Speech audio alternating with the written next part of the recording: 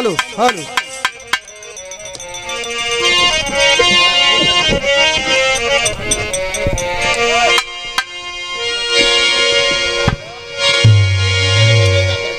Hello hello hello बिरहा इतना भैया लोग बैठे रही हैं तो हम गायल बोलिए जितना हमन के गायब जरूरी उतना आप लोग का सुनब जरूरी है। ये कल हमारा भाई था आज हमारा दुश्मन है। कौन? ये पाकिस्तान। ये पाकिस्तान कल हमारा भाई था आज दुश्मन है। आखिर क्यों? क्या वजह है? एक सवाल है आपसे। ये बिरहा जब तक मैं गाऊंगा पढ़े लिखे सज्जन साथी हिंदू भाई मुसलमान भाई 20 मिनट का समय ले सुना लग चीज है। तनी मनी अगर छुटबो करी तो करे बदे क्षमा चाहते। बिरहा के लाइन में 4 लाइन भूमिका मिलल मास्टर।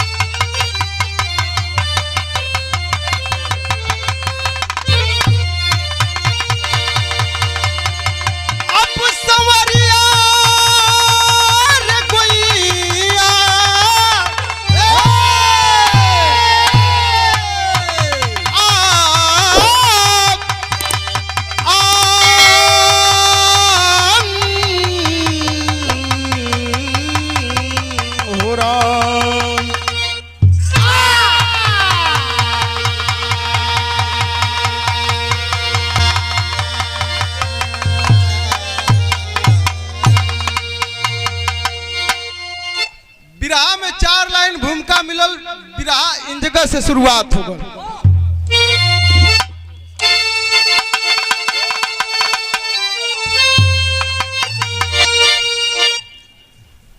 तो सिंह सेना सका सिंह की गर्जना जंग मैदान में जंग मचाने चला। जिसके सीने में सागर सैलाब हो बन के हनुमान लंका जलाने चला। देश की आन पर आँच आए नहीं तो हिंद का लाज नार बचाने चला। भाई के खून का प्यास भाई सही आज भाई के खून में भाई नहाने चला।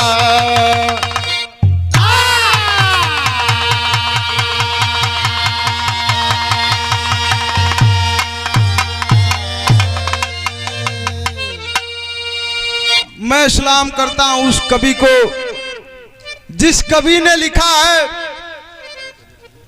देश की आन पर आँच आए नहीं हिंद का लाज नाहर बचाने चला। भाई के खून का प्यासा भाई सही आज भाई के खून में भाई नहाने चला। क्यों ऐसा हो रहा है? बिरहा में कव्वाली का टुकड़ा लगल मास्टर, बड़ा मिजाजदार कव्वाली।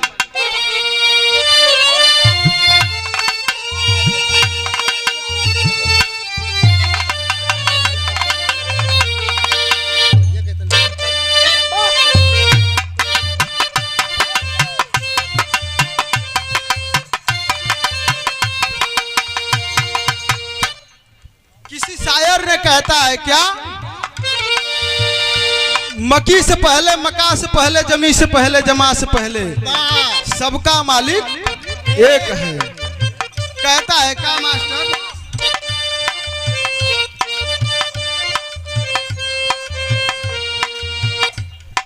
दीवाना दीवाना दीवाना दीवाना दीवाना दीवाना दीवाना दीवाना दीवाना दीवाना कह रहा है इसीलिए।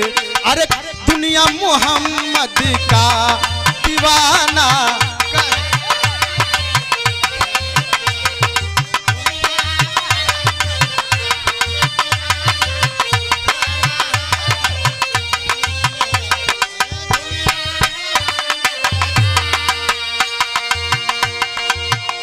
हमारे यहाँ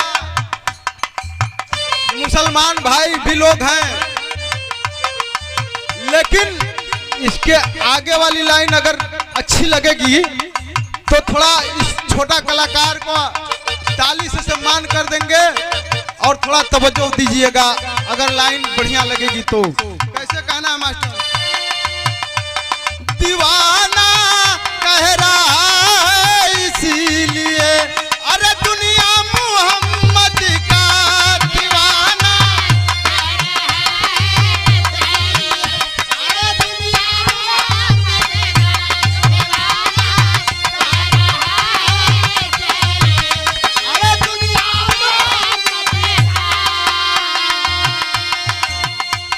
दीवाना कह रहा है इसीलिए, अरे दुनिया मोहम्मद का। लिखा है मेरे हरि की सांस पर, लिखा है मेरे हरि की सांस पर, अरे कलमा मोहम्मद का लिखा है।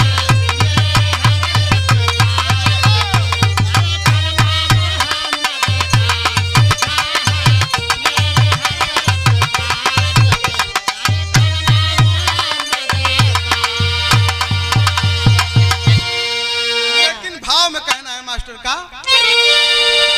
अरे बगावती बगावती ना करो मुझसे जवानी, बागी बना दूंगा।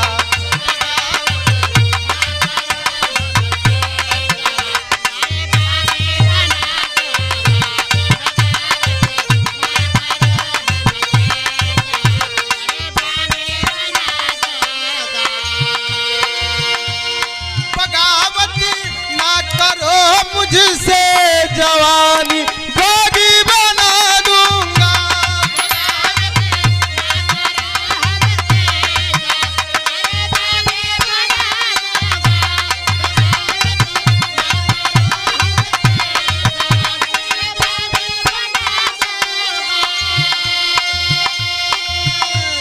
बगावती ना करो मुझसे जवानी, बागी बना दूंगा। लिखा हिंदुस्ता हर रोम में, लिखा हिंदुस्ता हर रोम में, अरे आगी लगा दूंगा। लिखा हिंदुस्ता हर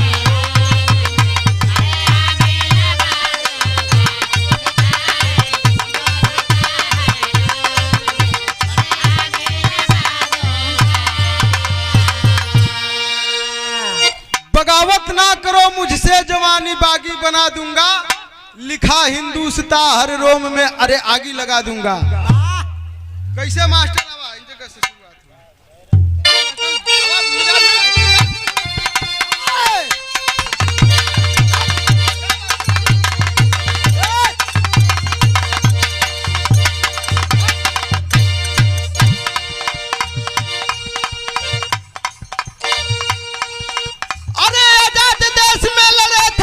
मिल करके,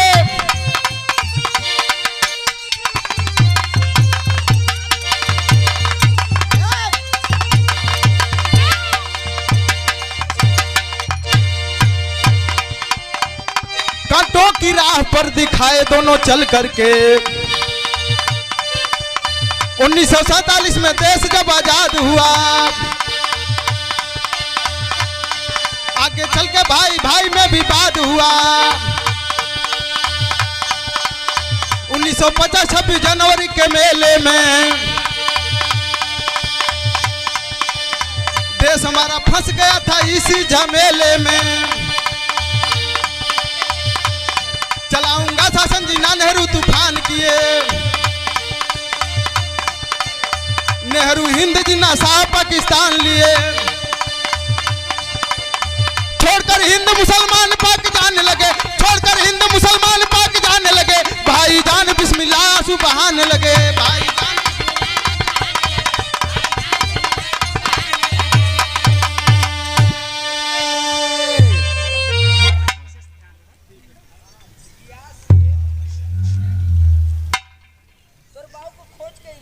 ये देखें 101 रुपए से नवाजा गए हमारे बिरहा के बड़े ही होनहार कलाकार भैया के विजय राज प्रजापति मुबारकपुर के धरती से। भैया के बार बार पलगी प्रणाम बा, आशीर्वाद तनी हमन के ऊपर विशेष तौर से रहे के चाहिए। बात उस समय की थी,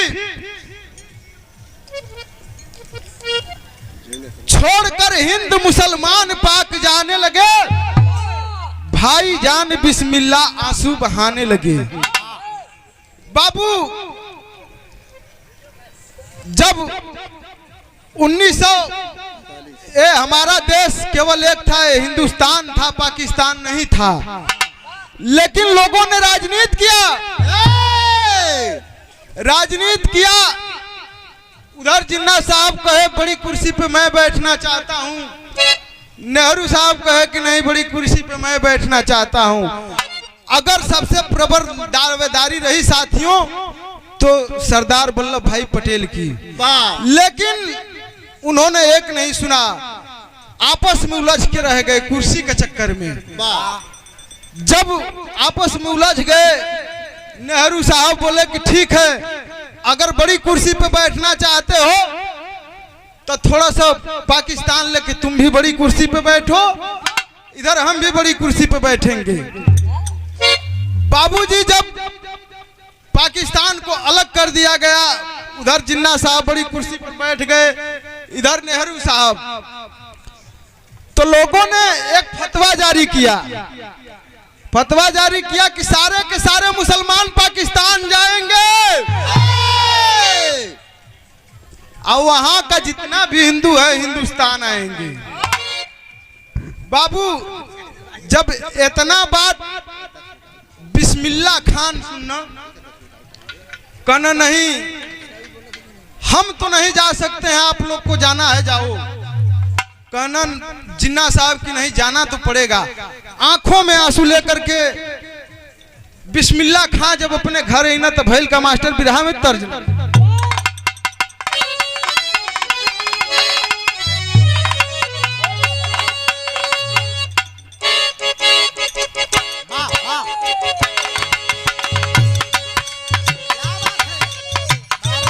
जोड़ी।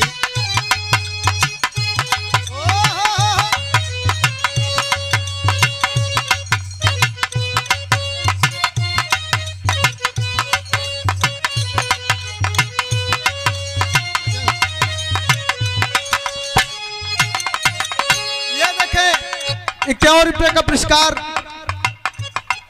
हमारे चौकीदार बड़का बाबू की तरफ से बड़की माई आई की देहनी है। बार बार पलक की प्रणाम बा, आशीर्वाद में शांति की मांग बा। बोल मास्टर जब से नैना लड़ल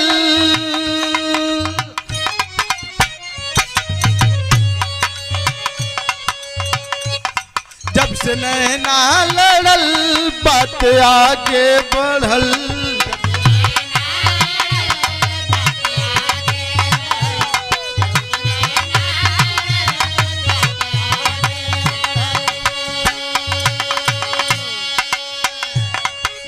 नैना लड़ल बात आगे बढ़ल रोज अखिया रहले इंतजार में वो रोज अखिया रहले इंतजार में हो दिल भइल दीवाना तोहरा प्यार में दिल भइल दीवाना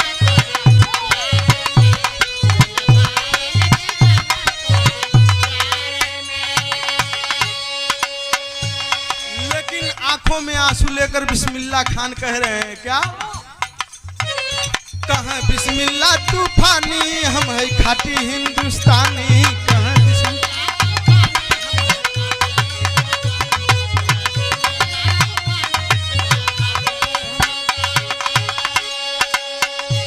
कहाँ बिस्मिल्लाह तूफानी हम है खाटी हिंदुस्तानी। जान हमारो बसल बा जान में, जान हमारो बसल बा जान मेरे फर्क कैसन बा हिंदू मुसलमान में, फर्क कैसन बा हिंदू मुसलमान।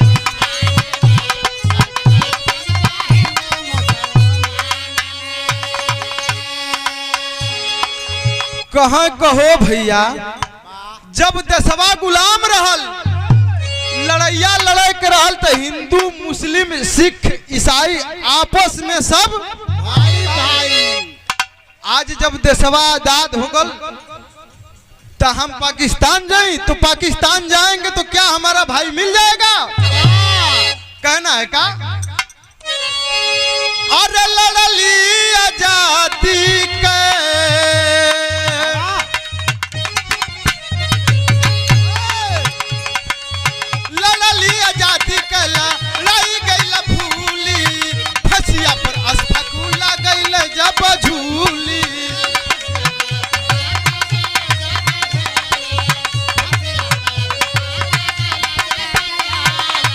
कहो भैया, ये बतावा अशफाक उल्लाह का नाम आप लोग सुने हैं?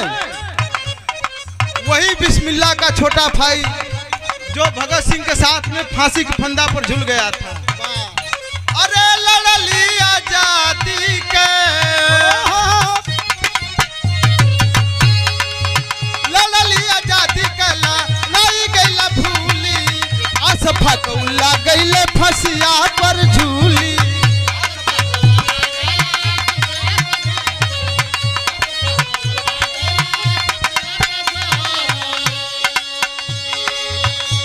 भले होके बटवारा भाई मिली ना दोबारा,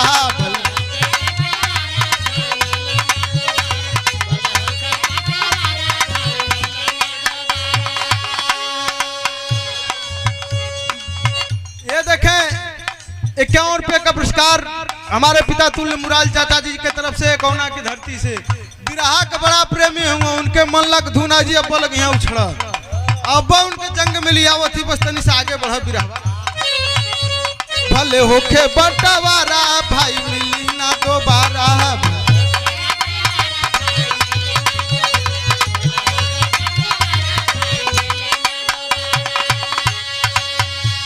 भले होके बटवारा भाई मिली ना दोबारा। कैसे रहबे हम जाके है पाकिस्तान में, कैसे रहबे हम जाके पाकिस्तान, मेरे फर्क कैसन बा हिंदू मुसलमान में, फर्क कैसन।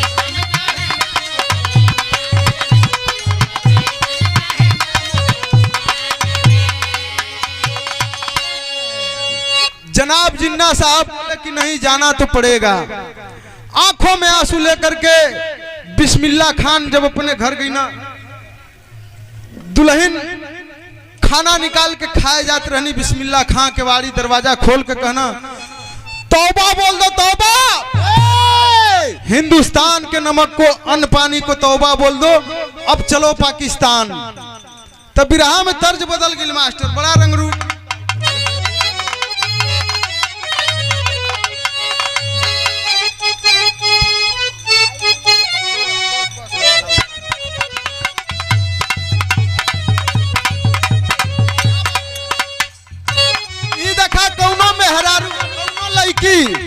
शहर का लड़की देहात में आई गई, आजकल के पोशाक आप लोग देखते हुए हम कुछ ना कहब।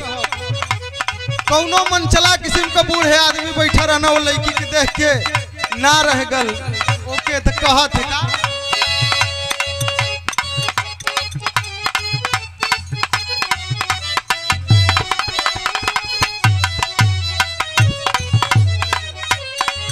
ये कहत हो आई हो दादा ले का तू जा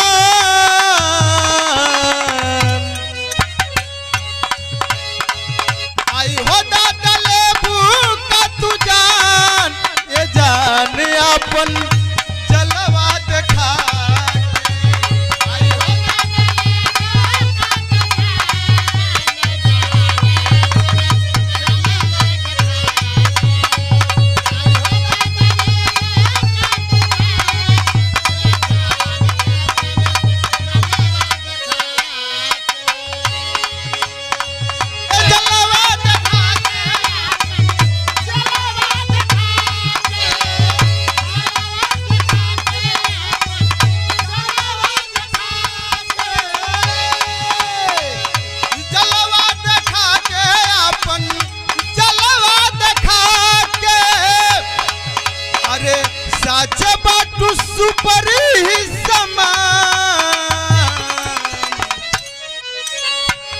सच बाटू सुपर ही समान, ये जान धन राखाई जोगा के, सच बाटू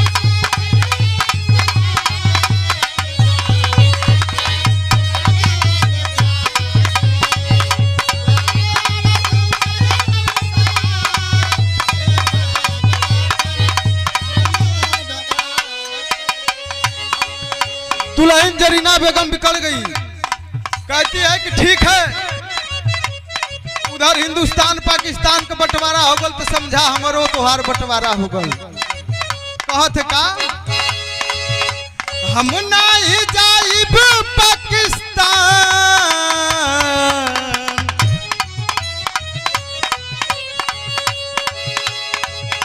हम नहीं जाइब पाकिस्तान, ये सैया रह के हिंद में बिता लेब, हम नहीं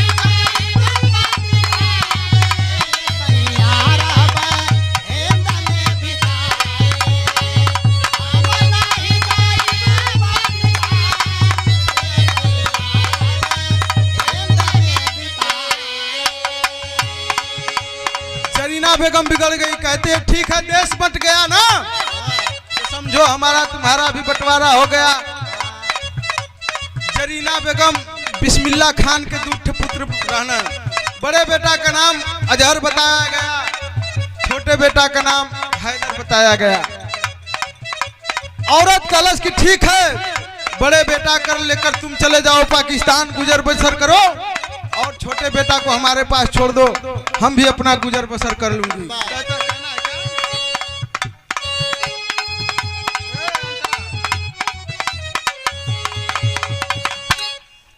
अरे ले जा बड़ी का लड़का करिया सेवाया जतनिया,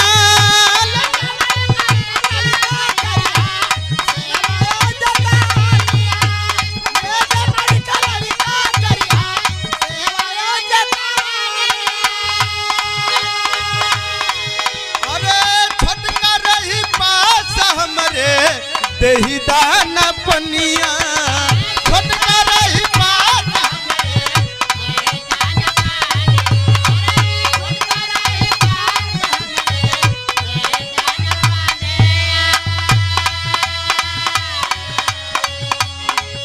अरे संघ में पढ़ब गीता या कुरान, संघ में पढ़ब गीता या कुरान, ये सैया रह के हिंद में बिता लेब, संघ में पढ़ब गीता या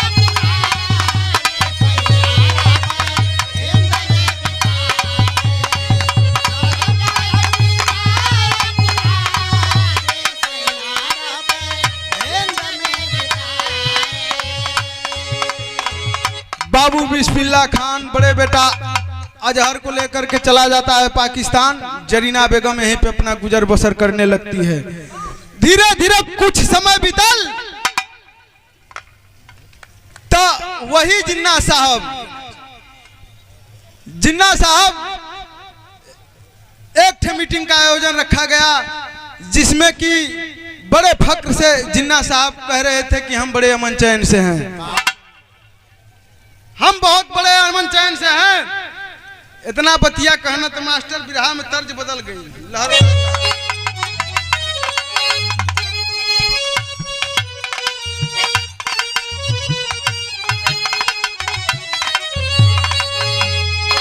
ये देखे एक गीत का कौनो जोड़ना है। ये गीत बनारस में बड़ा जोर शोर से चल है। ये देखे दूसरा पुरस्कार हमारे बाबूजी की तरफ से बहुत बहुत रुपयों से सम्मानित किया गया। बाबूजी के कोट कोट प्रणाम। अरे लहर लहर लहराए गंगा,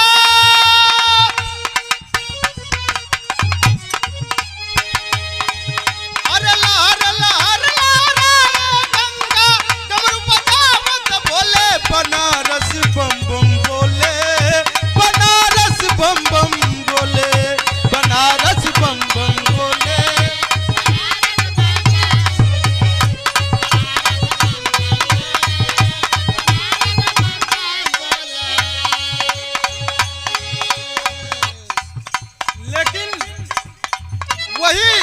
साहब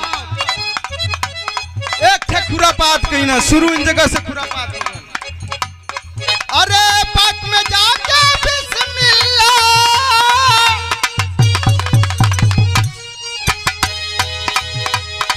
पाक में जाके बिस्मिल्लाह जिन्ना से भेदिया खोली, खिलाई खून का होली, खिलाई खून का होली।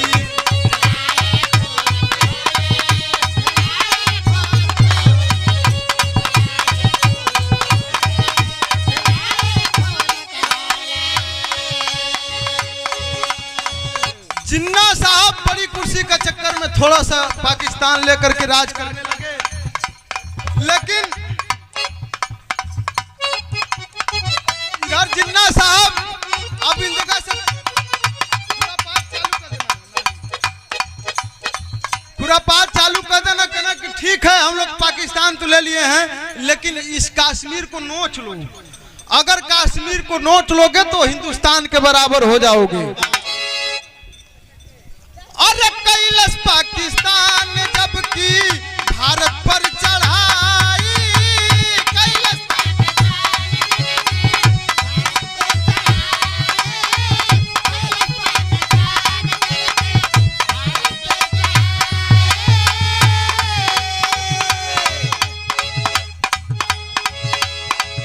अरे सन 65 वाली रहल गजबे लड़ाई,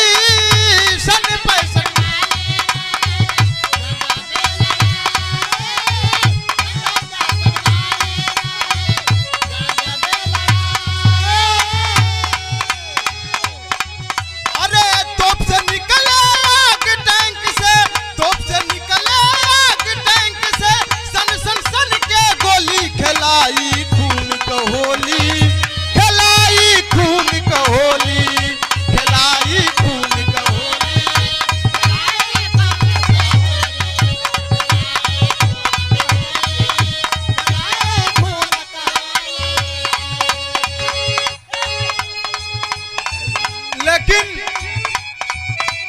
बिरहा पर गौर करेंगे। सन 65 में पहली लड़ाई हुई थी जब जुम्मा 6 बरिस बीतल।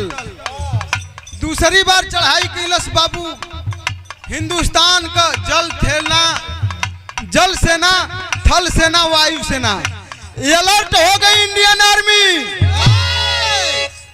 जब अलर्ट हो गई ना भैया तो भइल का बिरहा में तर्ज बदल गई।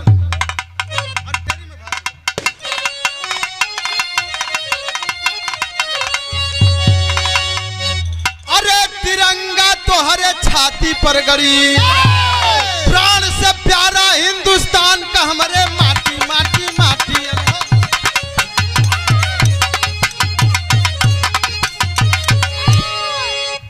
ये देखें पूर्व प्रधान जितेंद्र मौर्य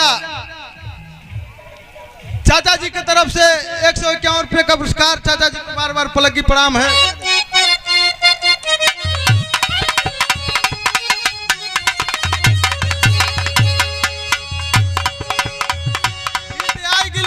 जमाने वाली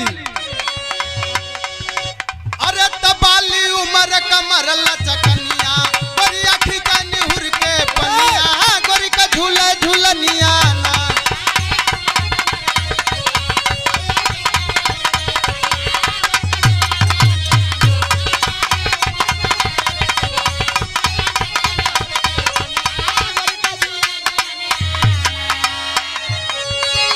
एक लाइन और बताओ था। अरे सैया बेदर्दी कटिया करावे, हमसे ढोवावे बोझा, अरतिया के कही के फुसलावेला रहलू गोरिया सोझा। अरे तो सैया माने नहीं कहनवा, दुल्हा माने नहीं कहनवा, होला साल साल ललनवा, चढ़ उतरल जलाना।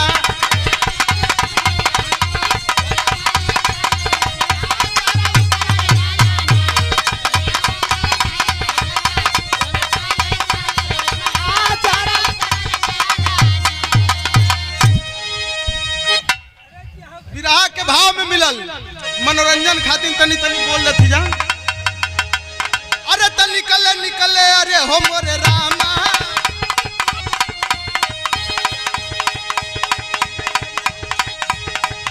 अरे त निकले तोप से गोला सन के तोप से गोला चलल आसमानवा हो जवनवा चलल सीमा के ऊपर आना।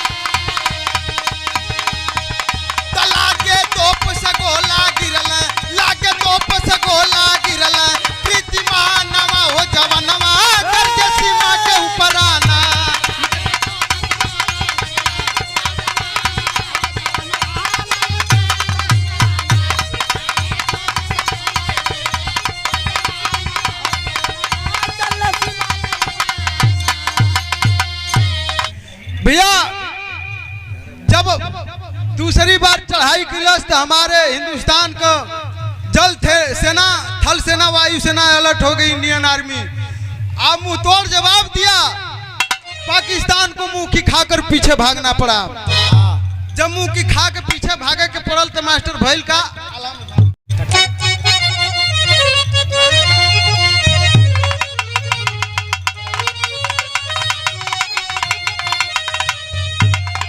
अपने जमाने के शानदार गीत है गिल मास्टर। अरे सनना नरतिया करे,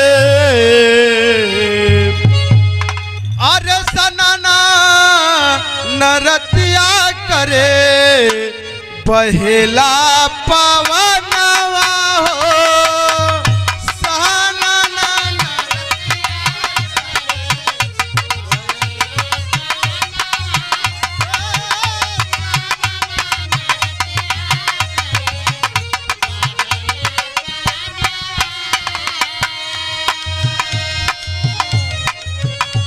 जमाने में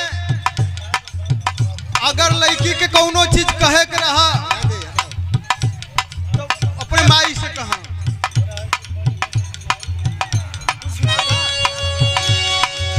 अरे लइके हथेलिया परी, लइके हथेलिया परी जान नौजवानवा हो।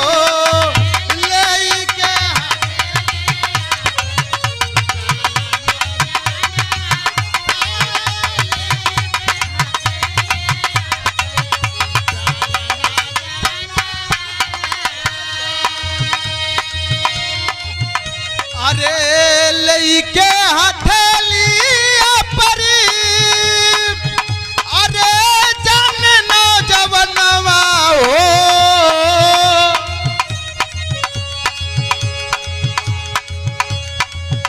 अरे लइके हथेलिया परी, अरे जान नौजवानवा हो।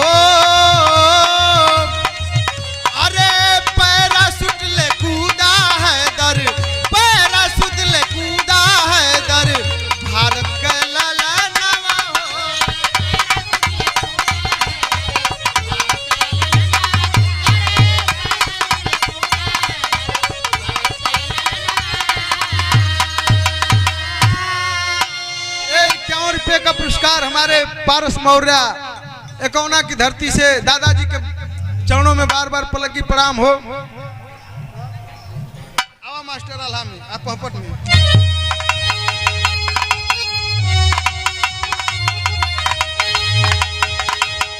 अरे मार मार कर कैला हाल बेहाल लाल कर लो हासे। अरे मार मार के कैला हाल बेहाल लाल कर लो हासे। अरे काट काट चाकू से खींचे खाल लाल कर लो हासे। काट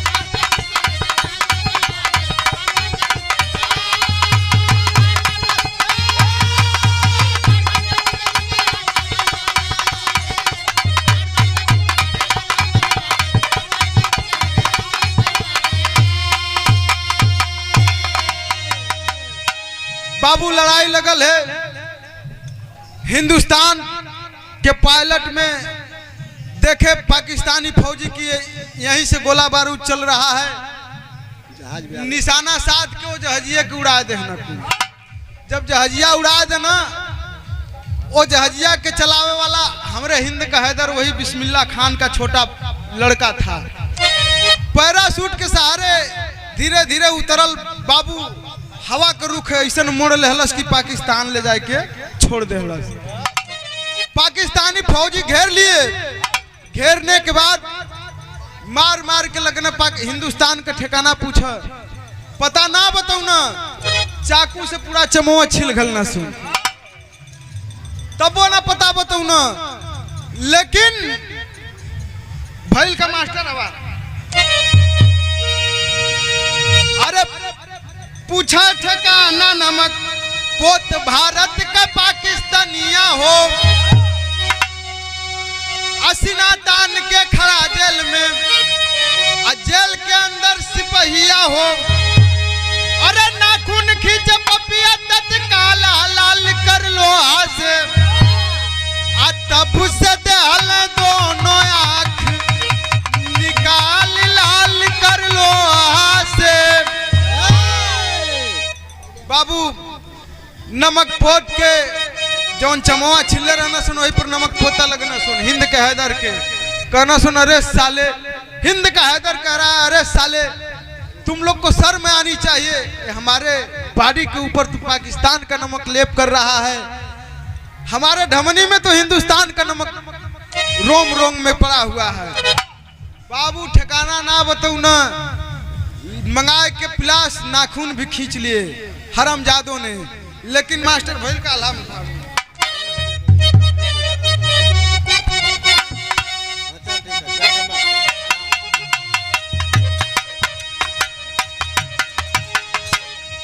अरे जैसे हो आकाशवा में गरजला बदरवा भैया, जैसे हो आकाशवा में,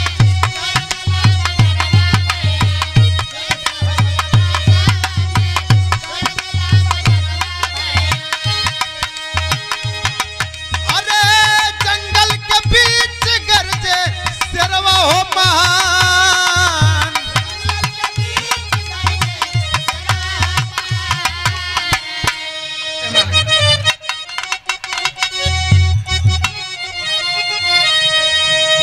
अब वैसे है दरगर्ज पाकिस्तानी जेलिया में भैया, वैसे है दरगर्ज,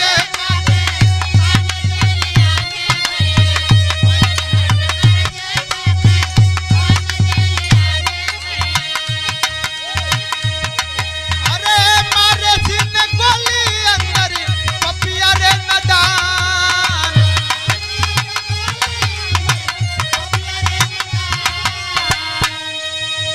अरे पाकिस्तानी मेजर मांगा वाया तलवरिया ये पंचो, पाकिस्तानी मेजर मांगा,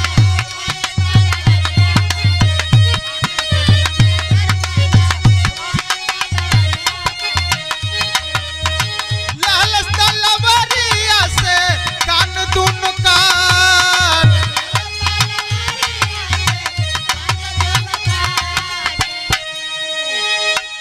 पाकिस्तान की जेल में हिंद का हैदर पड़ा हुआ है, नाखूने खींच लिया, चमड़ा उतार दिया, दोनों आंख निकाल दिया, फिर भी पता नहीं बताया।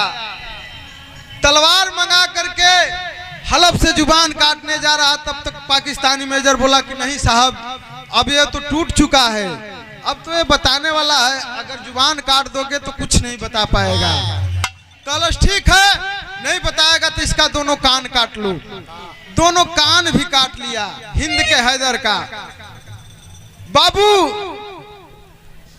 पता पूछ रहा है, ठिकान पूछ रहा है, बताने के लिए हिंद का हैदर जुबान ही नहीं खोल रहा है। कह रहा है, अरे सालू तुम लोग के पास क्या गोली बंदूक नहीं है क्या? अगर गोली बंदूक है तो सीने में एक गोली मार दो, काम खत्म हो जाएगा। क्या मेरा ये सब हालत कर रहे हो?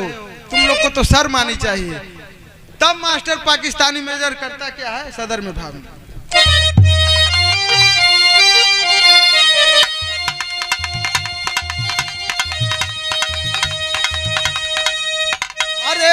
कपड़ा उतार दिया नंगी रे बदनिया।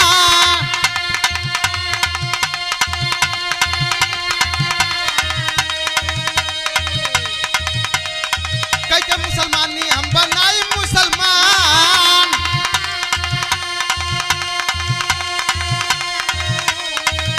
अरे अगवट में भैले मेजर साहब कौने छानावा।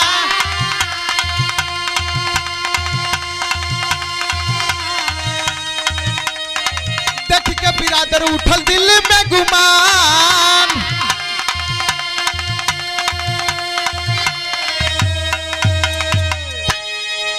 बाबू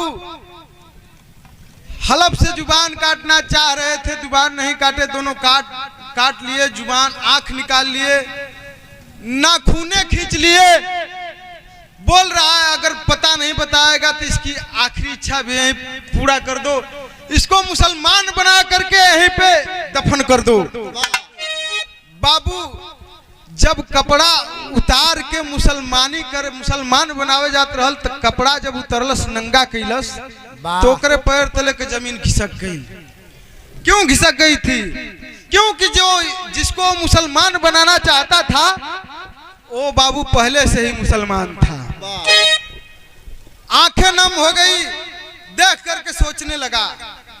सोच करके कहता है कि अरे जब तू मुसलमान था तो पहले बता दिया होता।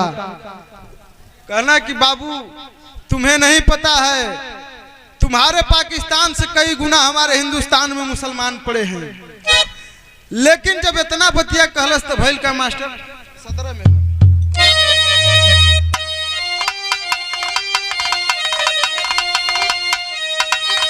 अरे कहवा तोर घरवा दुआरवा रे बिरावा।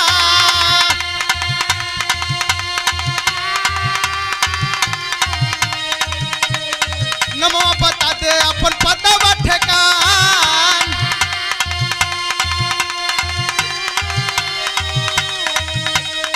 कौन माई बाबू तो के देहल जनमावा।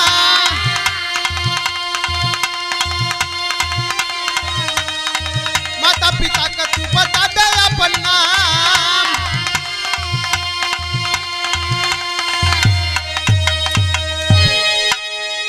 कहलस ठीक है,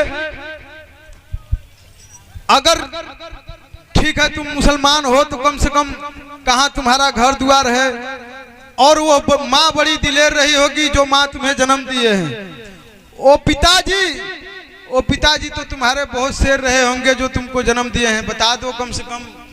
कलश झूठ बोल रहे हो, मैं बताऊंगा तुम्हें विश्वास नहीं होगी। कलश की नहीं विश्वास का जीव सही सही बता देता। मास्टर बतौलस का खड़ी कलाई।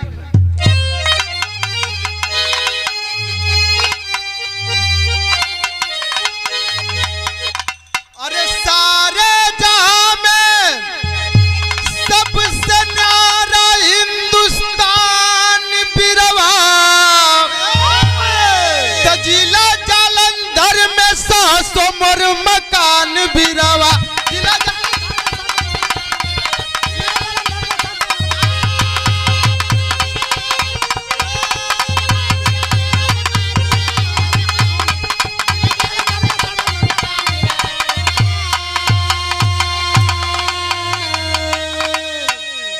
सुन बता रहा हूं। अरे माई जरीना बाबू बिस्मिल्लाह से नतवा। आ गोदिया में अजर हजर रहला दूगो बेटावा।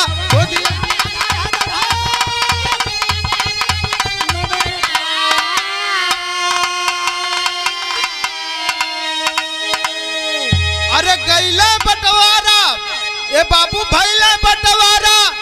बाबू गैले पाकिस्तान बिरवा। जिला जालंधर में 700 मोर मकान बिरवा।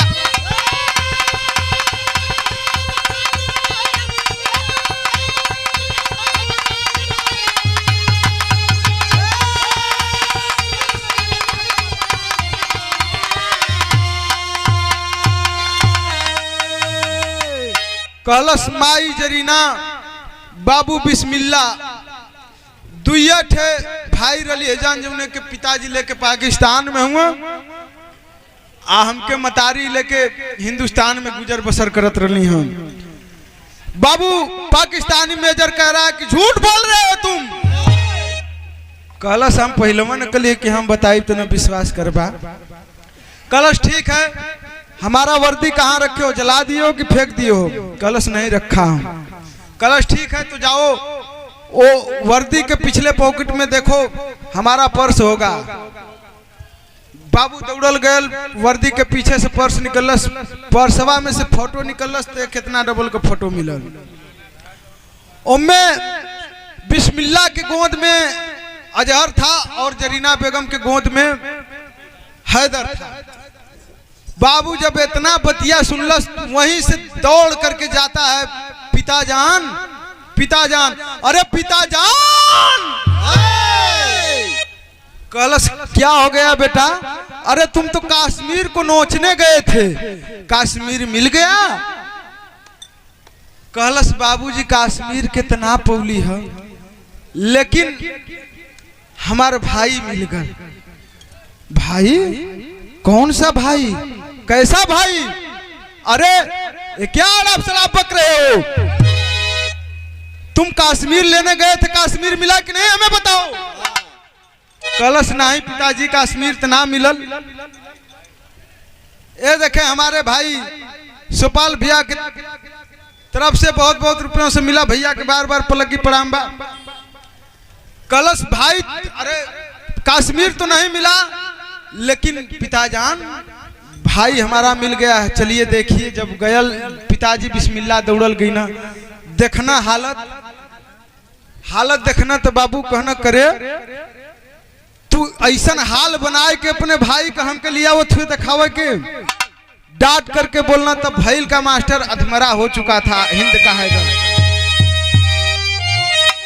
अरे पीएम रहली इंदिरा गांधी, सुनली अरजिया, आयल हिंदुस्तान लेके लसिया जहाजिया।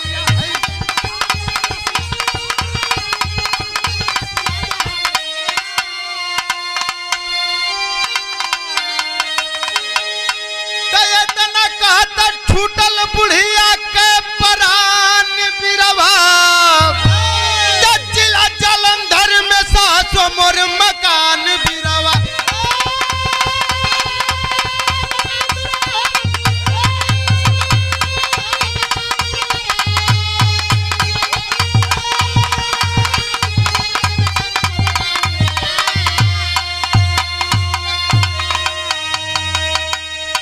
बाबू वहीं से जहाज पर लाश लाद के हिंदुस्तान में लाया गया। बूढ़ा पिता बिस्मिल्लाह खान भी साथ में आए और वह अजहर भी आए थे। मतारी के बुलावत बा, माता जान माता जान, अरे माता जान कहाँ हो? बाबू कहल गई है कि भैया हो अमृत का धार केहू केतनो पियाई है भैया, एगो माई बिना। माई तो मैये होनी, बूढ़ मतारी आंख से लौकत ना बा, लेकिन उतना समय के बाद आवाज सुनल तब वो चिन्ह गई, बचवा के चिन्ह गई। कहलस अरे बचवा तू तो बाबूजी के संगे पाकिस्तान करला हा, हमारा हैदर है कहाँ? कहलस हैदर भी है माता जान, हैदर भी है, लेकिन हैदर तो मर चुका था, ताबूत के अंदर था। बुढ़िया मतारी ठेघत ठेघत आई, हाय लाल कह के वही पेटिया पर गिर के वहू का प्राण खत्म हो गई। हमें से विराह समाप्त भइल। हमार लास्ट में खानदान का परिचय।